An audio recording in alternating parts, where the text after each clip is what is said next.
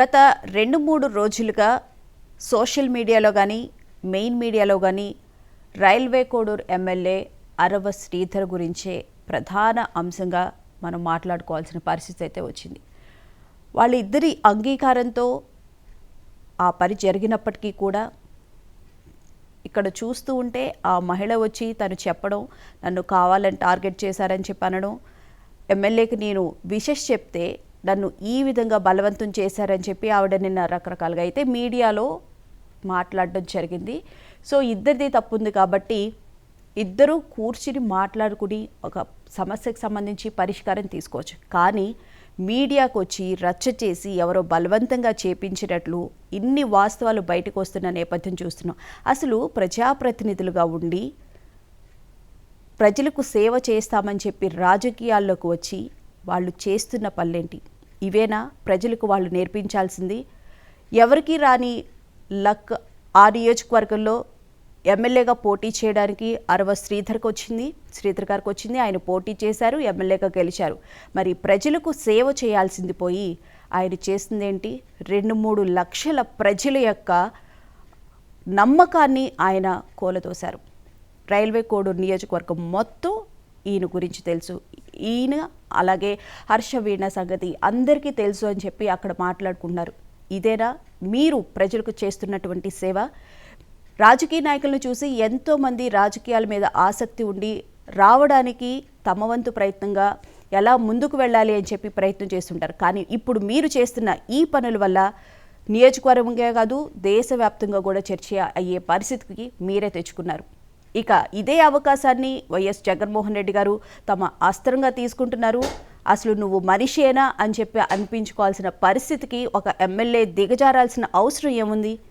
మీకు కోరిక ఉండొచ్చు, అది లిమిట్స్ దాటకుండా బయటికి రాకుండా చూసుకోవాల్సిన అవసరమైతే ఉంది. ఇలా రోడ్డు మీదకి వచ్చి రచ్చ చేసుకుని మీరే కాకుండా మీరు అనిపించుకోవడమే కాకుండా మీ పార్టీ అధ్యక్షుల్ని, ప్రభుత్వాన్ని అందరినీ ఏకతాటి మీద తీసుకువచ్చి వాళ్లే మీ వెనక ఉండి చేపించారు అనే విధంగా కూడా ప్రతిపక్షాలు మాట్లాడుతున్నాయి. ఆ అవకాశం ఎవరిచ్చారు? మీరే ఇచ్చారు. అంతా ఇవ్వాల్సిన అవసరం ఏముంది? ప్రజాప్రతినిధి అందరూ గమనిస్తూ ఉంటారు. మీడియా అని కానీ లేకపోతే పబ్లిక్ ఫిగర్గా వచ్చినప్పుడు ప్రతి ఒక్కళ్ళు, మీరనే కాదు ఎవరైనా, మేమైనా సరే అందరూ గమనిస్తూ ఉంటారు. అలాంటప్పుడు చాలా జాగ్రత్తగా ఉండాలి. కానీ ఇలాంటి పనులు చేయడం వల్ల మీరు మీ యొక్క పరువు పోవడమే కాకుండా అందరి పరువు పోయే విధంగా కూడా మీడియాలో ఇలా మాట్లాడాల్సిన పరిస్థితి అయితే మీ అంతటి మీరే తెచ్చుకున్నారు. ప్రజలకు చక్కగా సేవ చేయొచ్చు, వస్తారని చెప్పారు. ఆ నియోజకవర్గంలో చాలా సమస్యలు ఉంటాయి, వాటి గురించి పట్టించుకోకుండా కేవలం ఇలాంటి వాటి గురించి 3 రోజులుగా ఈ విషయం గురించి మాట్లాడుకోవాల్సిన పరిస్థితి అయితే వచ్చింది. దీన్ని రాజకీయ అవకాశంగా ఏ విధంగా ముందుకు తీసుకెళ్తున్నారనేది మీరు చూస్తున్నారు. అయితే జనసేన పార్టీ దీనికి సంబంధించి ఒక కమిటీ వేసింది. రిపోర్ట్ వచ్చిన తర్వాత క్రమశిక్షణ చర్యలు తీసుకుంటాము అని చెప్పి కూడా చాలా క్లియర్గా చెప్తుంది. ఈలోపే ఎందుకు సస్పెండ్ చేయలేదు మీ పార్టీలో వాళ్ళని అని చెప్పని అడుగుతున్నారు. మరి గత ప్రభుత్వ హయాంలో చేసినటువంటి ఎంపీలు కానీ వాళ్ళ ఎమ్మెల్సీలు కానీ చేసిన దానికి మరి ఆ పార్టీ చర్యలు తీసుకుందా? వాళ్ళకైతే కనిపించవు, వేరే వాళ్ళ దాకా వస్తే అన్నీ కనిపిస్తాయి అన్నట్లు వాళ్ళ ప్రవర్తన తీరు ఆ విధంగా ఉంది. దాంతోపాటు కల్తీ నెయ్యికి సంబంధించి కూడా జగన్మోహన్ రెడ్డి గారు మాట్లాడుతూ ఏమీ లేదు, జంతు కొవ్వు ఏమీ లేదు, కేవలం రాజకీయ లబ్ధి కోసమే ఈ విధంగా చేశారు అని చెప్పి మాట్లాడుతున్నారు. ఒక ఇష్యూ దొరికింది అంటే చాలు దాన్ని ఏ విధంగా పబ్లిసిటీ చేసుకోవాలి అనే విషయము వైఎస్ జగన్మోహన్ రెడ్డి గారికి, ఆ పార్టీకి, ఆ పేపర్కి తెలిసినంత విషయం ఎవ్వరికీ తెలియదేమో అనిపిస్తుంది. సో ఈ అంశాలకు సంబంధించి ఇవాళ డిబేట్లో మాట్లాడుకుందాం. డిబేట్లో మనతో పాటు జాయిన్ అవుతున్నారు రజనీ గారు, అడ్వకేట్, అలాగే గపూర్ గారు, మాజీ ఎమ్మెల్యే, సిపిఎం నాయకులు, అలాగే బాలకోటి గారు, ఏపీ సాంఘిక సంక్షేమ శాఖ బోర్డు చైర్మన్. అందరికీ నమస్తే అండి, గుడ్ మార్నింగ్. గపూర్ గారు నమస్కారం సార్. నమస్తే అమ్మా. సార్, అసలు ప్రజాప్రతినిధులుగా ఉండి సేవ చేస్తానని చెప్పి వచ్చి ఇలాంటి చిక్కుల్లో చిక్కుకోవడాన్ని ఏమనుకోవాలి? ఎందుకంటే అక్కడ నియోజకవర్గం ప్రజలు ఆయన్ని నమ్మి మొదటిసారి ఎమ్మెల్యేగా అవకాశం ఇచ్చారు, దాంతోపాటు విప్పు పదవి కూడా ఇచ్చారు. ఆ విప్పు పదవిని కాస్త ఆయన విప్పి చూపించే విధంగా కూడా ఇప్పుడు సోషల్ మీడియాలో వైరల్ అవుతున్నారు. భువన గారు, మీకు మిగతా పెద్దలకు నమస్కారం అండి. అమ్మా, ఇది స్వయంకృత అపరాధం. ఇదేదో వైసీపీ వాళ్ళు సృష్టించారు, లేదా ఇంకోరు కావాలని చేస్తున్నారు అనేది వాస్తవం కాదు. ఎందుకంటే ఇప్పుడు ఆ అరవ శ్రీధర్ ఎవరో నాకు తెలియదు. ఎందుకంటే ఆయన మీద నేను మాట్లాడితే ఆయన మీద నాకు ఏదో కోపం ఉందని కాదు. ఉమ్, నాకు ఆయన ఎవరో తెలియదు. MLA, Janasena MLA. ఎప్పటికి కానీ ఎమ్మెల్యేగా తను ప్రజలకు అందుబాటులో ఉండి ప్రజలకు సేవ చేయాలా, ఏదైతే ఓట్ల ద్వారా తమ యొక్క విశ్వాసాన్ని ప్రకటించారో ఆ ప్రజలకు విశ్వాసయుతంగా ఉండి పనిచేయాలి. సరే, వ్యక్తిగత బలహీనత ఆ, ఉండొచ్చు. ఉండడం కూడా తప్పు. ప్రజాప్రతినిధికి బలహీనతలు ఉండకూడదు. ఉమ్, సరే, ఇక్కడ జరిగింది ఏమిటి? ఆ అమ్మాయి వివాహిత. ఎస్. నువ్వు వివాహితతో నువ్వు ఎట్లా, అసలు ఏమన్నా నైతిక విలువలు ఉన్నాయా నీకు?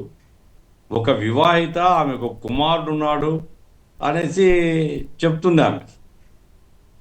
మరి అటువంటి వ్యక్తితో నీవు నాకేం సంబంధం లేదు అని చెప్పడము ఎట్లా కరెక్ట్ అవుతుంది? నాకు 25 కోట్లు అడుగుతుంది. ఏమన్నా దారిలో పోయే వాళ్ళు అడుగుతారా 25 కోట్లు? ఎందుకు అడుగుతారు? ఎక్కడో ఇప్పుడు వాళ్ళ తల్లి అరవ శ్రీధర్ గారి తల్లి నిన్న ప్రకటన చేసింది. ఆ పేపర్ నేను సోషల్ మీడియాలో చూశాను. ఉమ్, ఆ అమ్మాయి ఆ, నిజాయితీ లేదు, ఆ అమ్మాయి రాత్రిపూట కూడా వచ్చేది. నేను ఆ అమ్మాయి అతని తల్లిని అడుగుతున్నాను. నేను ఎందుకు అలో చేసినావమ్మా? నువ్వు రాత్రిపూట ఒక మహిళ నీ కుమారుని దగ్గరకు వస్తే నీకు కొంచెమన్నా ఇంగిత జ్ఞానం లేదా? ఏమవుతుందా? నువ్వు ఎమ్మెల్యేవరా? నువ్వు జనాన్ని నువ్వు సమాధానం చెప్పుకోవాలా? ఇటువంటి తప్పుడు పద్ధతులు చేయొద్దు చెప్పాలి కదా. ఇతను ఆమె ఇంటికి పోయేవాడని ఇవన్నీ కథలు వస్తున్నాయి. ఏమైనా అరవ శ్రీధర్ యొక్క ప్రవర్తన ప్రైమా ఫేసి ఉందమ్మా. దీంట్లో ఎవరు తప్పెంత, ఎవరు ఏమి వాళ్ళ మధ్య ఒప్పందాలు ఏమన్నా మనకు తెలియదు. కానీ అవును. దీంట్లో ప్రైమా ఫేసి ఒక ప్రజాప్రతినిధిగా చేయకూడని పని అరవ శ్రీధర్ చేశాడు. ఆయన్ను జనసేన వాళ్ళు చేయాల్సింది అంటే ఎంక్వైరీ. ఇప్పుడేదో ఎంక్వైరీ చేస్తారు శివశంకర్ గారి ఆధ్వర్యంలో.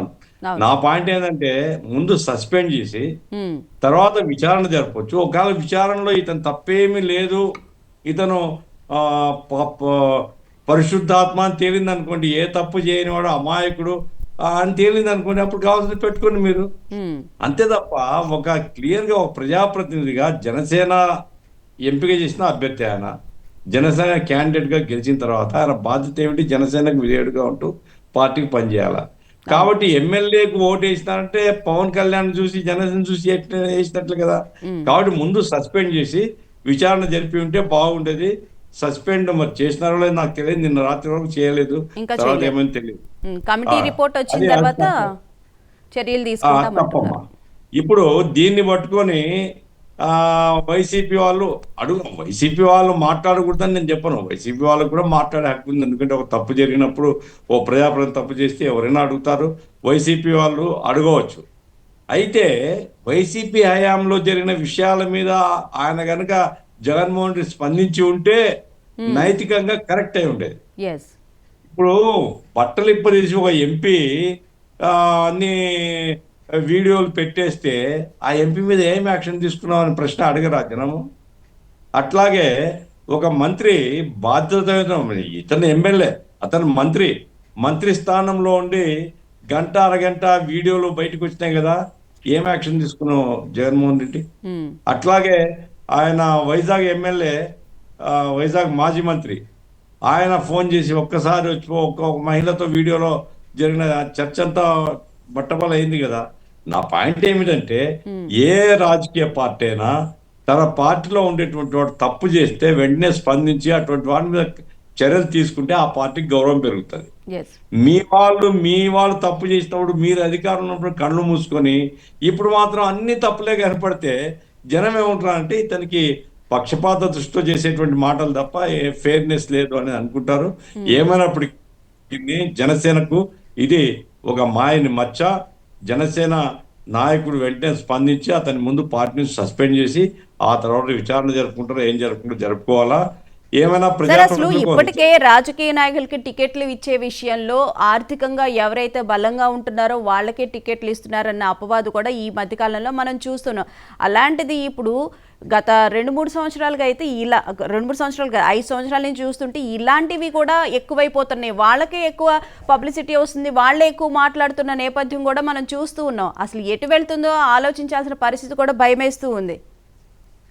భువన గారు ఏమవుతుందంటే కేవలం డబ్బు మాత్రమే చూసి టికెట్ ఇచ్చే కల్చరు ఇట్లా వినాశనాన్ని దారితీస్తుంది. ఉమ్, డబ్బు ఒకటే కాదు, వ్యక్తిగత ప్రవర్తనకు చూడాలి కదా, సేవా దృక్పథం ఉందా లేదా, ప్రజల్లో ఎటువంటి గౌరవం ఉంది అతనికి, అతనికి ఏమైనా ట్రాక్ రికార్డు ఉందా, ఇవన్నీ చూసి టికెట్లు ఇవ్వాలి. దురదృష్టం ఏంటంటే ఇప్పుడు నువ్వు 10 కోట్లు పెడతావా 20 కోట్లు పెడతావా అని అడిగే పద్ధతిలో టికెట్లు వస్తున్నాయి. ఉమ్, కాబట్టి ఇప్పుడు తెలుగుదేశం ఆయన ఒక ఆయన ఎమ్మెల్యే సస్పెండ్ అయినాడు, ఆయన ఇట్లాంటి అవును. అనైతిక ఆరోపణల మీదనే.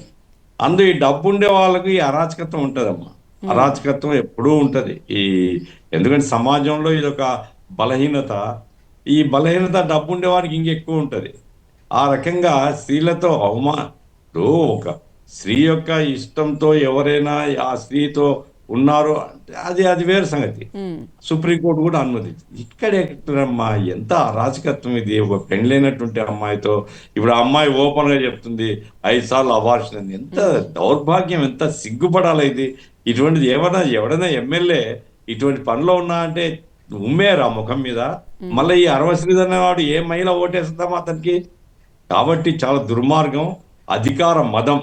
నేను అధికారంలో ఉన్నా, నేను ఎమ్మెల్యేగా ఉన్నా, నేను ఏం చేసినా చెల్లుతుంది అనేటువంటి మదం ఉంది. కాబట్టి రాజకీయ పార్టీలు బాధ్యతగా వ్యవహరించి, జగన్మోహన్ రెడ్డి ఏమన్నాడు పక్కన పెట్టేద్దాం, ముందేమంటే తమ వైపు నుంచి తీసుకోవాల్సిన చర్యలు తీసుకొని, జగన్మోహన్ రెడ్డి అప్పుడు అడగొచ్చు, నాయన మేము చర్య తీసుకున్నాం, నువ్వేం చేసినావు? పబ్లిక్ వీడియోలో వాడు బట్టలన్నీ తీసుకొని ఒక ఎంపీ వస్తే ఎందుకు నువ్వు అమెరికాకు పంపిస్తాను, లేకుంటే ఫోరెన్సిక్ ల్యాబ్కు పంపిస్తాను, ఈ దేశంలో పనికిరావు, ఏం మాటలు చెప్పినావు? బుద్ధి ఉందా నీకు? ఆ రోజే కనుక జగన్మోహన్ రెడ్డి ఆ చర్యలు తీసుకుంటే ఆ మంత్రి మీద కానీ అట్లాగే ఎంపీ మీద కానీ ఇంకా ఇట్లాంటి కేసులు కొన్ని జరిగినాయి. అప్పుడు అటువంటి వాళ్ళ మీద చర్యలు తీసుకుంటే ఈ రోజు ఎంత ధైర్యంగా ఆయన మాట్లాడవచ్చు, ప్రజలు ఎంత హర్షించేవాళ్ళు. అవును. కాబట్టి జగన్మోహన్ రెడ్డి కూడా ఆత్మవిమర్శ చేసుకోవాలా. మన ఈ జనసేన వాళ్ళు మాత్రం వెంటనే యాక్షన్ తీసుకోవడం చాలా అవసరం అనేది నేను భావిస్తున్నాను. రైట్. ప్రభుత్వం కూడా అమ్మాయి కాబట్టి ఇదేదో వాళ్ళ ఇంటర్నల్ వ్యవహారంగా చూడకూడదు.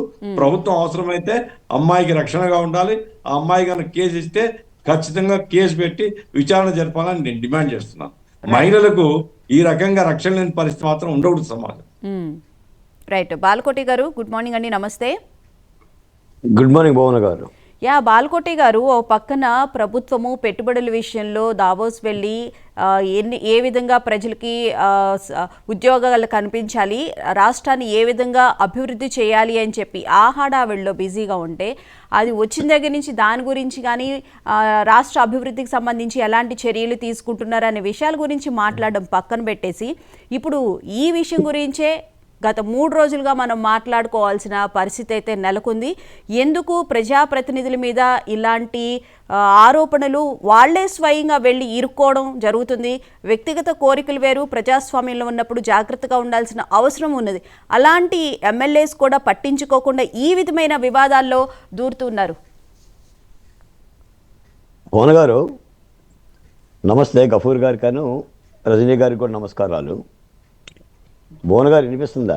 వినిపిస్తుంది సార్. భువన గారు 2-3 అంశాలే చెప్తాను. నైతికత, నైతిక విలువలు, ఈ 2 మాటలు మనం విన్నాం కదా. ఇవి సమాజానికి అవసరమేనా, అక్కర్లేదా? మనుషులకు అవసరమేనా, అక్కర్లేదా? మరీ ముఖ్యంగా ప్రజాప్రతినిధులకు అవసరం లేదా? మనుషుల విషయంలోనే నైతికత ఉండాలని మనం మాట్లాడుతూ ఉంటుంటాం పెద్దలం అందరం కూడా. మరి ప్రజాప్రతినిధుల విషయంలో, అది ఇంకా ప్రజలకు బాధ్యత పడ్డ వాళ్ళ విషయంలో, అంటే ఒక రాజకీయ పార్టీ లక్ష్యాల గురించి చెప్పినప్పుడు, లక్ష్యాల గురించి ప్రజాసేవ గురించి చెప్తున్నప్పుడు వాళ్ళకి ఎంత అవసరం? మీకు ఒక మాట చెప్తానండి, మంచి చెయ్యకపోతే చెయ్యకపోయావు, చెడు మాత్రం చెయ్యకు అని అంటారు. అవును. రాజకీయాల్లో కాలు జారినా నోరు జారినా చాలా చాలా చాలా ఆ పార్టీకి నష్టం, దాని మనుగడకి నష్టం. ఇవి దేహంలో ఎపెండిసైటిస్ అంటే 24 గంటల కడుపులో నొప్పి. అది మన దేహంలోనే ఉంటుంది. దాన్ని తొలగించుకోకపోతే, దాన్ని నయం చేసుకోకపోతే దేహానికి నష్టం. ఎల్లయ్య ఏం చేశాడు, పొల్లయ్య ఏం చేశాడు, పొల్లమ్మ ఏం చేసింది, ఎల్లమ్మ ఏం చేసిందనే కంటే మనం ఏం చేశాం, మనం ఏం చేస్తున్నాం అన్నది ముఖ్యం. నాడు ఎల్లయ్య పుల్లయ్య తప్పులు చేయబట్టే ఎల్లయ్య పరిస్థితి పుల్లయ్య పరిస్థితి మనకు తెలుసు. ఈ రోజున ఏంటంటే రాజకీయాలలో గతంలో మేము మాట్లాడాం. వైసీపీ పార్టీలో ఎంపీలు, ఎమ్మెల్యేలు, మంత్రులు, నేను ఆ మాట మాట్లాడను. 1 గంటరా, 2 గంటలరా, 3 గంటలరా, ఈ తరహా మాటలు మాట్లాడిన వాళ్ళందరినీ కూడా మనం మాట్లాడాం. ప్రజలు కూడా అవి యావగించుకొని వాళ్ళని శిక్షించారు. కాబట్టి తప్పనిసరిగా రాజకీయ పార్టీలు నైతిక విలువల్లో ఈ అపెండిసైటిస్ విషయంలో జాగ్రత్తగా ఉండాలి.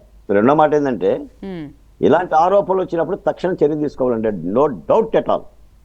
తక్షణ చర్య తీసుకొని పక్కన పెట్టి విచారించాలి, తప్పప్పులు తెలుసుకోవాలి. ఇందులో వివాహమైన మహిళ, వివాహం కాని మహిళ అనే అంశం కాదు. వివాహమైనా కాకపోయినా నువ్వు బాధ్యతలో ఉన్నావు కాబట్టి, అదే నువ్వు దారిపోయే దాని అయితే నీ గురించి మాట్లాడతారు. అవసరం ఏముంది? ఎవరికి అవసరం లేదు కదా. ఇప్పుడు వైసీపీ పార్టీ కూడా ఒక ఎమ్మెల్యే చేశాడు కాబట్టి మాట్లాడాం, ఒక ఎంపీ చేశాడు కాబట్టి మాట్లాడాం, జగన్మోహన్ రెడ్డి గారు మౌనంగా ఉన్నాడు కాబట్టి మాట్లాడాం. ఇప్పుడు వాళ్ళు మౌనంగా ఉన్నారా, మనం మౌనంగా ఉన్నాం కాదు, సమాజంలో ఎలాంటి సంకేతం పోతుంది అనే విధంగా చూసుకోవాల్సిన అంశం. పైపొచ్చిందంటే ఈ రగడ ఇప్పుడుతో ఆగదు. అవును, సాక్షాత్ జగన్మోహన్ రెడ్డి గారు నోటి వెంటే వచ్చింది కాబట్టి ఆపనివ్వరు కూడా. ఎప్పుడంటే రాజకీయాల్లో అధికార పార్టీలో ఏదన్నా చిన్న తప్పు జరిగినా కూడా దాన్ని భూమి ఆకాశాలు బద్దలయ్యేలానే ప్రతిపక్ష పార్టీ చూపిస్తుంది. చేయగలిగింది ఏమి లేదు. కాబట్టి నేను అనేది ఏంటంటే అది రాజకీయ పార్టీ కాదు, అది జనసేన పార్టీనా, తెలుగుదేశం పార్టీనా, ప్రభుత్వం పార్టీ. ఇప్పుడు ప్రభుత్వం మీద కూడా ఒక విధమైన నింద. ఇప్పుడు ఈ ప్రభుత్వం ఎందుకంటే ఎమ్మెల్యే కాబట్టి ఎంపీ కాబట్టి ఇది ఒక మహిళల పట్లే కాదండి, అది అవినీతి విషయంలో కానీ అప్రజాస్వామికంగా ప్రవర్తించే అంశంలో కానీ ప్రభుత్వం దృష్టికి ఒక చర్య వచ్చినప్పుడు దాని మీద తక్షణం. ఎందుకంటే ఇప్పుడు చాలా వేగవంతమైన సమాజంలో ఉన్నాం, సోషల్ మీడియా యుగంలో ఉన్నాం. నువ్వేమి చర్య తీసుకోకోకుండా అవతల వాళ్ళ గురించి మాట్లాడితే ఈ బాలకోటయ్యే మాట్లాడింది. మరి గత వైసీపీ పరిపాలనలో జగన్మోహన్ రెడ్డి హయాంలో జరిగిన వాటిని ఈ బాలకోటయ్యే పుంకాలుగా మాట్లాడిండు. వాళ్ళందరి గురించి మాట్లాడుతున్నప్పుడు వీళ్ళ గురించి మౌనంగా ఉండటం అనేది ఉద్యమకారుడుగా కానీ లేదా సోషల్ వెల్ఫేర్ బోర్డు చైర్మన్గా కానీ మనిషిగా కానీ నాకు ధర్మం కాదు కదా. పైగా ఏంటంటే ఒకరి కోసం కాదు మేడం, మన ముఖం ఎందుకు కడుక్కుంటాం, మన స్నానం ఎందుకు చేస్తాం, మనం ఎందుకు ఉతికిన బట్టలు వేసుకుంటాం, మనం క్రమశిక్షణ గురించి ఎందుకు మాట్లాడుతున్నాం, మనం రాజకీయ శిక్షణ తరగతులు ఎందుకు చెప్తున్నాం చెప్పండి. మనల్ని మనం ప్రక్షాళన చేయటం కోసం. అలా ప్రక్షాళన చేసుకుంటే ఒళ్ళు శుభ్రంగా ఉంటుంది, లేకపోతే కంపు కొడుతుంది.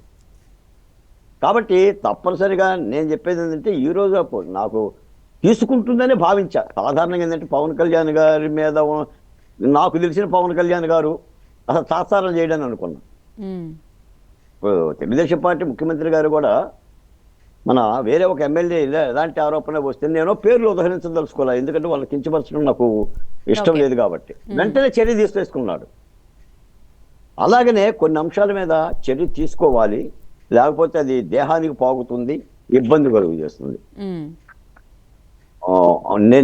నేను ఒక మాట చెప్తాను మేడం, ఎవరైతే అధికారంలో ఉన్నారో పవర్లో ఉన్నారో వాళ్ళకి ముఖ్యంగా మహిళలు లోబడటానికి అవకాశం ఉంటుంది, భయపడటానికి అవకాశం ఉంటుంది.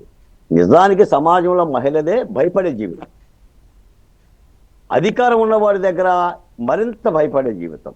నేను ఇంకో మాట కూడా చెప్తున్నా, అసలు ఆ మహిళ మీద ఆరోపణలు చేయటం అనేది కొంతమంది ఆ మహిళ మీద కూడా చేస్తున్నారు, చాలా తప్పు. నేను చెప్తున్నాను మేడం, ఐ స్టాండ్ లేడీ. నేను మహిళల పక్షపాతిని, మహిళకి న్యాయం జరగాల్సిందే, అది ప్రభుత్వం అయినా పార్టీ అయినా వ్యక్తులైనా సరే. ఇంకా ఏమన్నా విషయాలు ఏమన్నా ఉంటే దీనికి ఏదో పెద్ద పెద్ద కేసులు తెచ్చేసి మనం పోల్చనక్కర్లా. ఇష్టపడి చేసినా ఇష్టపడకపోయింది చేసినా దానికి సంబంధించిన నిజాలు తెలుసుకొని ముందు పార్టీకి మరక రాకుండా, ఒకవేళ అదే గనక రైల్వే కోడూరు ఎమ్మెల్యేకి ఇష్టమైతే అలాగనే జీవించమనండి, దానికి రాజకీయాలు అక్కర్లా, దానికి అసెంబ్లీకి పోనక్కర్లా, దానికి సూక్తులు చెప్పనక్కర్లా. కాబట్టి ప్రక్షాళన చేసుకోవాల్సిన అవసరం ఉంది. రెండో అంశం ఏంటంటే మీరు అన్నట్టుగా ఈ కల్తీ నెయ్యి కల్తీ నెయ్యి జరిగిన మాట యథార్థం మేడం. మ్మ్. ఇప్పుడు వైసీపీ వాళ్ళు అనేది ఏంటంటే ఆ టాపిక్ తర్వాత మాట్లాడదాం సార్. ఇది అయిపోయిన తర్వాత రజనీ గారు అభిప్రాయం కూడా తీసుకున్న తర్వాత డిస్కస్ చేద్దాం. నేననేది ఒకటే మాట భువన్ గారు, నైతిక విలువలు రాజకీయ పార్టీలకి ఒంటి మీద కవచాలు, ఎస్, ఒంటి మీద బట్టలు. మనం బట్టలు కట్టుకొని తిరగాలి తప్ప బట్టలు విప్పుకొని తిరగకూడదు. ఇప్పుడు రైల్వే కోడూరు ఎమ్మెల్యే అరవ శ్రీధర్ గారి గురించి మనం ఇంత డిస్కస్ చేసుకోవాల్సి వస్తుంది. ఆయన మొదటిసారి ఎమ్మెల్యే అయ్యారు, ప్రజలకు సేవ చేయడం కోసమే ఆయన రాజకీయాల్లోకి వచ్చారు. కానీ ఇప్పుడు జరిగిన ఈ దారుణం చూస్తే కనుక అది నమ్మశక్యంగా అయితే అనిపించడం లేదు, కానీ నమ్మి తీరాల్సిన పరిస్థితి అయితే కనిపిస్తుంది. అయితే పార్టీ నుంచి ముందు సస్పెండ్ చేసి తర్వాత కమిటీ వేసి విచారణ జరిపిస్తే బాగుండేది అని చెప్పి అభిప్రాయం వ్యక్తమవుతూ ఉంది. మీరేమంటారు మేడం? నమస్తే అండి, మీకు ప్యానెల్ వరకు మహా న్యూస్ వీక్షకులకి. అయితే అతను వైసీపీ సర్పంచ్ గతంలో, తర్వాత పార్టీలోకి జనసేనలోకి జాయిన్ అయ్యారు. తర్వాత పార్టీ నుంచి ఎమ్మెల్యే టికెట్ అతనికి వచ్చిందండి. చాలా దారుణం ఏంటంటే 21 సీట్లు తీసుకున్నారని ఆ రోజు కూడా మా అన్న తిట్టారు, ఈ రోజుకి తిడుతూనే ఉన్నారు. ఆ 21 సీట్లలో అతనికి లాటరీ తగిలిందా, ఒక అద్భుతమే వచ్చిందా? అతనికి అవకాశం వచ్చింది. అవకాశం వచ్చినప్పుడు ఎంత జాగ్రత్తగా పనిచేసుకోవాలి. ఆ అవకాశాన్ని సద్వినియోగం చేసుకోవాల్సిన వ్యక్తి ఎవరైతే ఉన్నారో అతను ఈ రోజు దుర్వినియోగం చేసుకోవడమే కాకుండా వాళ్ళ తల్లి గారు కూర్చొని, నా బిడ్డ చాలా మంచిడు, చాలా అమాయకుడు, చాలా ఉత్తముడు, ఆ అమ్మాయి అర్ధరాత్రులు వచ్చిపోతూ ఉండేది, మేము కూడా ఎస్పీకి కంప్లైంట్ ఇచ్చాము అంటే ఎంత బాధాకరం అది. అంటే అసలు చాలా దారుణం ఏంటంటే అర్ధరాత్రి వచ్చిపోతుంటే తల్లి మందలించలేకపోయిందా?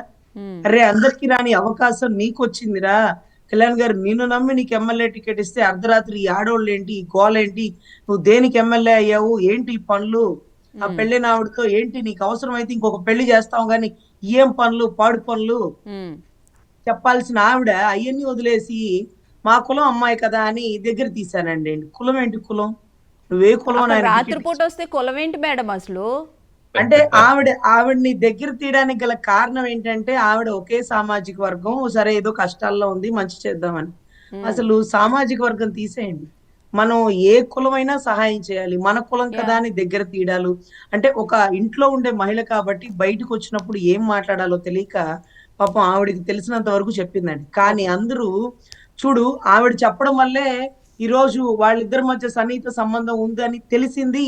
లేకపోతే ఆ పక్కనుండే జనసేన నాయకుడు ఎంత మార్ఫింగ్ వీడియో, అస్సలు ఆ అమ్మాయికి పార్టీకి జనసేనకి సంబంధమే లేదని చెప్పేస్తే తల్లి కదా తెలిసింది మొత్తం చెప్పేసింది, నిజాలు టక్క టక్క కక్కేసింది. రోజు రాత్రులు వచ్చేదండి, మేము ఎస్పీకి కూడా కంప్లైంట్స్ ఇచ్చాం, కానీ ముందొక మాట వెనకొక మాట, నా కొడుకు అమాయకుడు, ఉత్తముడు, అసలు అట్లాంటి వాడు మనకు దొరకడు అన్నట్టుగా చెప్పారు. సో నేను ఒకటే అంటున్నాను, అసలు ఒక మహిళ మీద మీరు కేసు పెట్టారు ఎస్పీ దగ్గర, ఏమని, మిమ్మల్ని ఇంటికి వచ్చి వేధిస్తుందనా? అది ఎంతవరకు సమంజసం అమ్మా? అసలు ఆవిడ ఎందుకు వస్తుంది, ఆవిడ దగ్గర ఏ ఆధారాలు ఉన్నాయని మిమ్మల్ని ఏడిపిస్తుంది? అది మార్ఫింగ్ వీడియో అంటే ఇంకా 10-15 వీడియోలు ఉన్నాయి, ఇంకొక 100 వీడియోలు ఉన్నాయి, మొత్తం బయటికి తీస్తానంటుంది. అప్పుడు ఏంటి పరిస్థితి? సో నేను ఒక్కటే చెప్తున్నానండి, నియోజకవర్గ ఎమ్మెల్యే అంత ఖాళీగా ఉన్నాడా? అసలు ఆ ఏరియాలో రోడ్లు లేవు, కాలువలు లేవు, అసెంబ్లీలో సమావేశాలు, మళ్ళీ మా జనవాణికి వచ్చి గేట్ బయట స్టేషన్ దగ్గర అదే పంచాయతీ చేసినట్టుగా గేట్ బయట షామెన్ వేసుకొని కూర్చొని జనవాణి కంప్లైంట్లు చూడాలి. ప్రతి ఎమ్మెల్యే చూడాల్సిందే, ప్రతి ఎమ్మెల్యే నెలలో ఒక టైం పెట్టుకొని ఒక 2 రోజులు 3 రోజులు ఇక్కడ కేటాయించాల్సిందే. ఇంత స్ట్రిక్ట్ గా పని చేస్తున్నా ఈ మధ్యలో ఖాళీ చూసుకొని వాళ్ళ కార్యక్రమాలు చేయడం ఏంటో. ఆవిడంటే కంగ్రాట్స్ చెప్పడానికి చేసిందట, దాంట్లో 3 గంటలు మాట్లాడుకున్నారంట. ఆవిడ గవర్నమెంట్ అంటే అసలు ఫస్ట్ టైం కాల్ చేసిన వెంటనే 3 గంటలు మాట్లాడుకునేంత టైం మీ ఎమ్మెల్యే గారికి ఉందా అండి? ఆవిడ ఉద్యోగస్తురాలు, ఇతను ఎమ్మెల్యే అండి. చాలా చాలా కర్మ. కాకపోతే ఇలాంటి వాటికి మేము సమాధానం చెప్పాలి, అంత నగ్నంగా ఉన్నవాడు ఇంతవరకు బయటకు వచ్చి ఇది నేను కాదు అని చెప్తే ఆ గోరంట్ల మాధవ్ని మేమేం చేసినామో ఆ ప్యానెల్లో కూర్చున్న వాళ్ళకి మాకు తెలుసండి. ప్రభుత్వంలో ఉన్నప్పుడు ఎవరైనా ఇలాగే చేస్తారు. సాక్షి వాడు రోజుకు కథనంగా వేయడం కదా, మనం వేయలేదా? మనం వేసినాం కదా, అందరూ అలాగే కదా. అధికారంలో ఉన్నప్పుడు ప్రతి మంది మనం చూస్తుంటారు, అంటే మనం అకౌంటబిలిటీ ఉండాల, మన రెస్పాన్సిబిలిటీ ఉండాలి. అదే రోడ్డు మీద వాడు ఒక్కొక్కడికి 3 పెళ్ళాలు, ఒక్కొక్కడు ఇవే వీడియోస్, ఇవే పనులు, ఇవే కార్యక్రమాలు, కానీ ఎవరు స్పందించాల్సిన పని లేని పరిస్థితి. కానీ 100 మందిలో 1,00,000 మందిలో ఒకడికి లాటరీ తగిలితే నీకొచ్చినటువంటి ఎమ్మెల్యేని నువ్వు ఎంత గొప్పగా సద్వినియోగం చేసుకోవాలి. ఈ రోజు ఆయన రెక్కల కష్టంతో పార్టీని నడుపుతూ నిన్ను భుజాన్ని ఎక్కించుకుంటే ఈ రోజు భుజం మీద ఎక్కిన నువ్వు ఆయన్ని మెడల మీద కొడుతున్నట్టు ఉన్న పరిస్థితి అండి ఈ రోజు. అవును. ఆయన మహారాష్ట్రకి వెళ్ళి మహారాష్ట్ర సీఎం ఆయన్ని స్వాగతిస్తూ అక్కడ ఆయన అపూర్వ గౌరవం దక్కింది అని మేము సంతోషపడుతున్న టైం. అదే రకంగా కర్ణాటకలో ఆయనకి విలువైన ఒక శ్రీకృష్ణదేవరాయలకి సంబంధించిన బిరుదాంకితుడయ్యాడని మేము సంతోషపడిన టైం. అదే మాదిరిగా చెన్నైలో, అదే మాదిరిగా తెలంగాణలో ఆయనకు ఉన్నటువంటి గొప్ప గౌరవం. ఇలా ఒక వ్యక్తి రాష్ట్ర స్థాయి నుంచి దేశ స్థాయికి రీచ్ అవుతున్న టైంలో వీళ్ళు చేసే పనులకి 10 అడుగులు వెనక్కి వెళ్తున్నారు. ఇంకా కూడా నిన్న కూడా ప్యానెల్లో మాట్లాడుతున్నప్పుడు మా జనసేన నాయకులు చెప్పారు, ఆవిడ 2 సంవత్సరాలు కుక్కతనంతో తిరుగుతుంది. అదో ఆ సంవత్సరంలో అతను మనకెందుకు సార్, మనకెందుకు? అది వాళ్ళ వ్యక్తిగత విషయాలు. 494, 497 అడల్టరీ అనేది ఒక దాన్ని స్ట్రక్ డౌన్ చేశారు. ఒక వివాహిత స్త్రీకి లైసెన్స్డ్, ఆవిడ ఎవరితోనైనా సహజీవనం చేయొచ్చు. మనం ఎవరు మాట్లాడడానికి? ఆవిడ 1.5 సంవత్సరాల్లో 6 సార్లు అబార్షన్ చేసుకున్నానని మీడియా ముందు చెప్తుంటే మేము మహిళలమే. ఒక్కసారి పొరపాటున అబార్షన్ ఏదైనా జరిగితే డాక్టర్ గారు అంటారు, అమ్మా మీ భార్య భర్తలు 1 సంవత్సరం వరకు దూరంగా ఉండండి, అబార్షన్ జరిగి మళ్ళీ అబార్షన్ అవ్వాల్సిన పరిస్థితి వస్తే మీ ఆరోగ్యం సహకరించదు, మీరు వీక్ అయిపోతారు అవును అని చెప్పిన పరిస్థితులు. మీరు మహిళలే. 6 సార్లు అబార్షన్ అయిపోతే మనిషి బెడ్ రిడన్ అయిపోతుంది. అదే మేడం, నాకు నిన్న అదే సందేహం వచ్చింది. ఎందుకంటే అబార్షన్ అవ్వడం అంటే మామూలు విషయం కాదు, అసలు అబార్షన్ చేయించుకోవడం కూడా నేరమే. అట్లాంటిది 5 సార్లు ఆవిడ ఒక బిడ్డను కన్న తర్వాత కూడా అంత ఇదిగా అబార్షన్ చేయించుకుందంటే అసలు చాలా బాధ అనిపించింది. ఒకటి అండి, అబార్షన్ అంటే మళ్ళీ డెలివరీ అయినట్టేనండి. మన పేరుకి 9 నెలలకు ముందు డెలివరీ అవ్వడం, 9 నెలలకి ముందు డెలివరీ అవుట్ అనేది సేమ్ అండి. సో అటువంటి అప్పుడు తల్లి తన మాతృత్వాన్ని 5 సార్లు 6 సార్లు చంపేసి కడుపులో బిడ్డని చంపిన పాపం ఆ ఎమ్మెల్యేకో లేకపోతే ఆ గవర్నమెంట్ ఎంప్లాయీకో దక్కదా అండి? అదే మొదటిసారి కడుపు వచ్చినప్పుడు జనవాణికో లేకపోతే ప్రజా దర్బార్కో వచ్చి కంప్లైంట్ ఇచ్చిదిగో రైల్వే కోడూరు ఎమ్మెల్యే నాతో తప్పుగా ప్రవర్తించి నాకు ప్రెగ్నెన్సీ చేసి ఈ రోజు ప్రెగ్నెన్సీ తీపించుకోకపోతే నన్ను ఇబ్బంది పెడుతున్నాడు, నేను కడుపులో బిడ్డను చంపను, ఆల్రెడీ ఒక బిడ్డకి తల్లిని, నాకు తల్లి మమకారం తెలుసు అని ఉంటే నీ ఉన్నతి ఎంత బాగా ఉండేది. అదే మాదిరిగా జర్నలిస్ట్ ని ఇంట్లో కూర్చోబెట్టి నువ్వు కొరడా జాడిచ్చి కొట్టడం, బూతులు తిట్టడం, అసభ్యంగా మాట్లాడడం.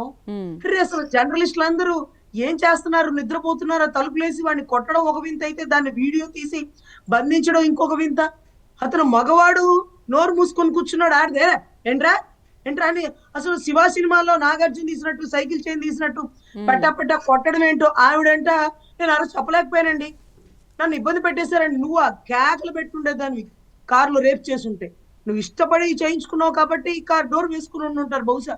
Consent sex is not consider the rape. అదేనా నీ వ్యక్తిగత విషయం. ఈ రోజు నువ్వు బజారు పడాల్సిన అవసరం వచ్చింది అంటే అది మీ ఇద్దరికి చెడింది, ఆ రోజు మీ ఇద్దరికి కుదిరింది. అయినా సరే ఆడబిడ్డలకే నేను పక్షపాతిని అనేవాళ్ళు చాలా మంది ఉంటారు.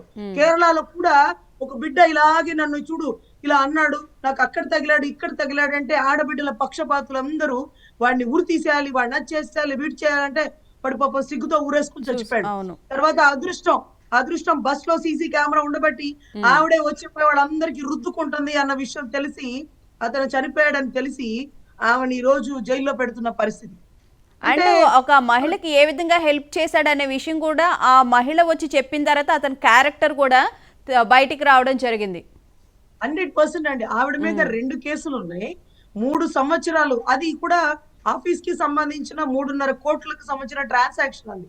ఆవిడకి చాలా సంబంధాలు ఉన్నాయని మా జనసేన నేతలు చెప్పినా నేను వాటి గురించి మాట్లాడను, అది ఆవిడ వ్యక్తిగత విషయం. కానీ 2 కేసులు వచ్చి ఆవిడికి సంబంధించిన 3.5 అంటే 3.5 కోట్లకు సంబంధించిన ట్రాన్సాక్షన్ లో ఫండ్ మిస్యూటిలైజ్ గురించి ఏదో జరిగింది. తర్వాత 3 సంవత్సరాలు తిరుపతిలో ఉండి ఇంటి రెంట్ కట్టకపోతే మహిళలు సంబంధించి ఊరుకోరు కదా పాప. ఇంటి ఓనర్లు మహిళా పక్షపాతం ఉండదు కదా, వాళ్ళు కూడా బతకాలి కదా బుచ్చంకి. సో వాళ్ళు కంప్లైంట్ ఇచ్చినాడు ఆయన ఎస్పీకి. అంటే అంత ధైర్యం స్వతంత్రం కల్లా ఆడబిడ్డ తనకి జరిగిన అన్యాయాన్ని మొదలే ప్రశ్నించి ఉండాల్సింది కదా. కొన్ని పెళ్లి చేసుకోవడానికి కోఆపరేట్ చేశాననింది, ఇప్పుడు పెళ్లిగా కావాలా నీకు 25 కోట్లు కావాలా అని అడుగుతున్న పరిస్థితి. నీకు పెళ్ళే కావాలంటే నీ భర్తతో విడాకులు తీపించుకో. విడాకులు తీపించుకున్నాక కదా పెళ్లి చేసుకోవాలి. ఇక్కడ ఇతంది తప్పు ఆవిడది తప్పు అంటే ఇద్దరిది తప్పే. అవును, వాళ్ళిద్దరు ఇష్టపడ్డారు సినిమా, అంతకుమించి ఏమీ లేదండి. దరిద్రం ఏంటంటే అతను ఒక సాధారణ పౌరుడు అయి ఉంటే బాగుండేది, ఒక కాన్స్టిట్యున్సీ ఎమ్మెల్యే అయ్యాడు.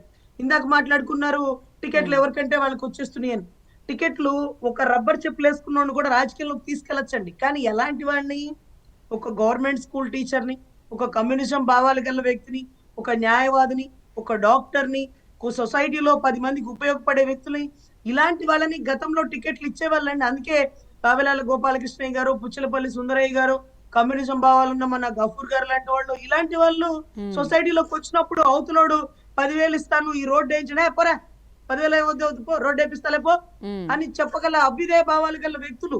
నేను జనసేనలో ఉన్నప్పటికీ కమ్యూనిజం మీటింగ్ జరిగితే గఫూర్ గారిని అడగండి, ఆ రోజు మీటింగ్ వచ్చి కూర్చున్నా, ఆ రోజు మీటింగ్ లో అవన్నీ నోట్స్ రాసుకున్నా, వాళ్ళు చెప్పినటువంటి అద్భుతమైన విషయాలు తెలుసుకున్నా.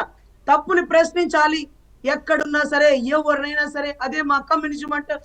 అదే భావాలు కలుగున్నాను కాబట్టి ఈ రోజుకి మాకు పార్టీలో గుర్తింపు ఉన్నా, పదవులున్నా లేకపోయినా ఆ సిద్ధాంతాలు భావాలు ఉన్నాయి కాబట్టి మేము ఎంత దూరమైనా ఎదగలం. అంటే గొప్పగా ఎదుగుతాం అనేది మేము చెప్పలేం, ఎప్పటికీ ఎదగలేం. ఆయన ఎక్కడ దిగారు, ఆయన ఎక్కడున్నారో నేను అక్కడే ఉంటా రేపు ఆ స్థాయికి వెళ్ళాను. మేడం, ఇక్కడ అరవు శ్రీధర్ని అడ్డం పెట్టుకుని పవన్ కళ్యాణ్ గారిని టార్గెట్ చేస్తున్నారేమో అనిపిస్తుంది. ఆయన టార్గెట్ ఒకటి అరవ శ్రీధర్ వల్ల పవన్ కళ్యాణ్ గారికి పడే మచ్చే ఉండదండి. కాకపోతే అందరూ మాట్లాడుకుంది ఏంటంటే ఎప్పుడో సస్పెండ్ చేసి ఉండాల్సింది కదా అని. ఎందుకు సస్పెండ్ చేయలేదు అంటే, ఎంతో మంది పవన్ కళ్యాణ్ గారికి విధి విధానాలు, సిద్ధాంతాలు, ఇలా ఉండాలి అలా ఉండాలని నొక్కి ఒత్తాడిచ్చే వాళ్ళు ఎంతో మంది బయటికి వస్తున్నారు. సో వాళ్ళు కూడా ఎవరో మనకి తెలుసుకోవాలి. మనకి మంచి చేయడానికి వచ్చే వాళ్ళు ఎవరో, మన సన్నిహితులు ఎవరో, లేకపోతే మనకి సమాధానం అంటే మనకి ప్రశ్నలు సంధించే వాళ్ళు ఎవరో తెలుసుకోవాలి. ఖచ్చితంగా సస్పెండ్ చేస్తారు. వినూత కోట గురించి ఎలిగేషన్ వచ్చినప్పుడు ఒక ఆడబిడ్డే, మన మహిళగే మనం టికెట్ ఇచ్చినామే, ఇవన్నీ ఆలోచించాల. అనంతబాబు నెత్తిరెక్కించుకున్నాడని మా లాంటి వాళ్ళు మాట్లాడినందుకు ఒక మర్డర్ కేసులో ఉన్న అమ్మాయిని పార్టీకి దూరం పెట్టి ఆ కేసు క్లియర్ చేసుకొని రమ్మన్నాడు. ఇదే మాదిరిగా కిరణ్ రాయల్ గారు ప్రవర్తించినప్పుడు వెంటనే పార్టీ నుంచి సస్పెండ్ చేస్తూ అలాంటి వాటికి దూరంగా ఉండమన్నాడు.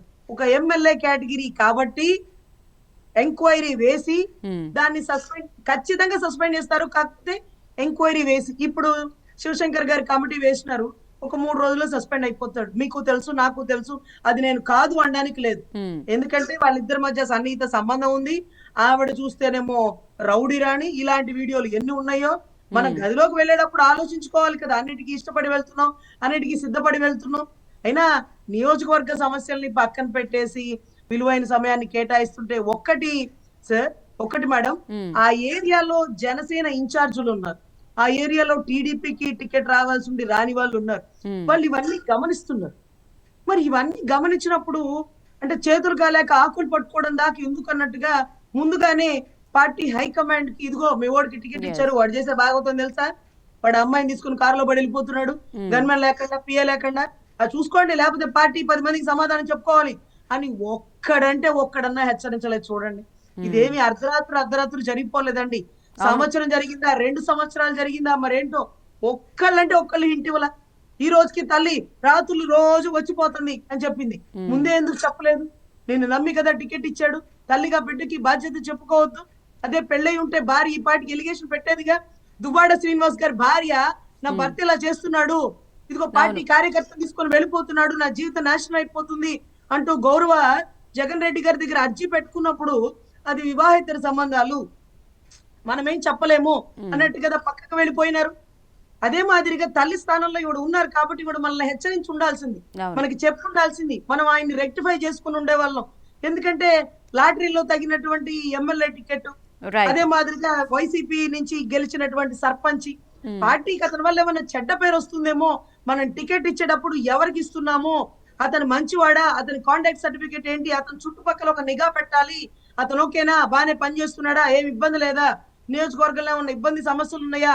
మొన్న మధ్య మీరు చూస్తున్నారు, ఒక అందురాలైనటువంటి క్రికెటర్ మా ఊరికి రోడ్డు లేదు అని అడిగితే ఇమ్మీడియట్ గా పవన్ కళ్యాణ్ గారు సీరియస్ అయ్యారు. అదేంటది, నన్ను అడుగుతుంది, నా దగ్గరికి వచ్చే అవకాశం లేకపోతే ఆ రోడ్డు ఇంకెవరిని అడగాల బిడ్డ?